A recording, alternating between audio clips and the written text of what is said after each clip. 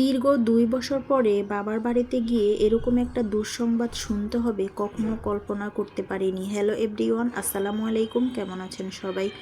অনেক দিন পর একটা নতুন ভিডিও নিয়ে চলে আসলাম আপনাদের মাঝে। আশা করি ধৈর্য সহকারে ভিডিওটা দেখবেন এবং আমার পাশে থাকবেন। আমি আজকে এখানে রান্না করছি বোয়াল মাছ। এই বোয়াল মাছটা শীতকালে এভাবে কষিয়ে রান্না করলে খুবই মজা হয় খেতে। রান্না করতে করতে চলুন আপনাদের সাথে শেয়ার করছি কী বিপদে পড়েছি আমি।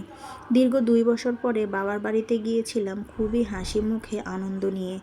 ডিসেম্বর মাসে সবাই বাড়িতে যায় আনন্দ করে এবং সুন্দর মুহূর্ত কাটিয়ে আসে।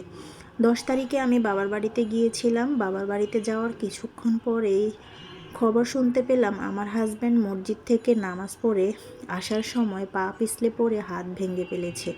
আমি কখনো ভাবতেই পারিনি এরকম একটা বিপদের সম্মুখীন আমাকে হতে হবে। যাই হোক, আল্লাহর ইচ্ছাই হচ্ছে সবচেয়ে বড় ইচ্ছা। কোনো রকম রাতটা বাবার বাড়িতে কাটিয়ে সকালবেলা রওনা দিয়ে চলে আসলাম ঢাকায়। এই তো আছি, বাসায় নিয়ে আসলাম আমার হাজব্যান্ডকে। এখন আছে মোটামুটি। প্রিয় ভাই বোনেরা, সবাই আমার হাজব্যান্ডের জন্য একটু মন থেকে দোয়া করে দিবেন। একটা পরিবারের পুরুষ মানুষ যদি ঘরে অসুস্থ হয়ে পড়ে থাকে, এটা কখনো ভালো দিক হয়ে ওঠে না। আশা করি সবাই একটু মন থেকে আমার জন্য দোয়া করে দিবেন। এখন অনেকেই বলতে পারেন এটা আমাদের সাথে শেয়ার করার কি আছে। ফেসবুকে আমার অনেক ভাই বোনেরা আছে যারা আমাকে অনেক বেশি ভালোবাসে। তাদের উদ্দেশ্যে আমার এই ভিডিওটা। সবাই একটু মন থেকে দোয়া করবেন এবং আমার পাশে থাকার চেষ্টা করবেন। আমি ফেসবুকে তেমন একটা সময় দিতে পারছি না। এই তো এখানে আমার কথা বলতে বলতে বোয়াল মাছটা রান্না হয়ে গিয়েছে। আমি টমেটো দিয়ে দিলাম, কাঁচামরিচ দিয়ে দিলাম। এরপরে বোয়াল মাছটা হয়ে গেলে আমি ধনিয়া পাতা দিয়ে নামিয়ে নিব।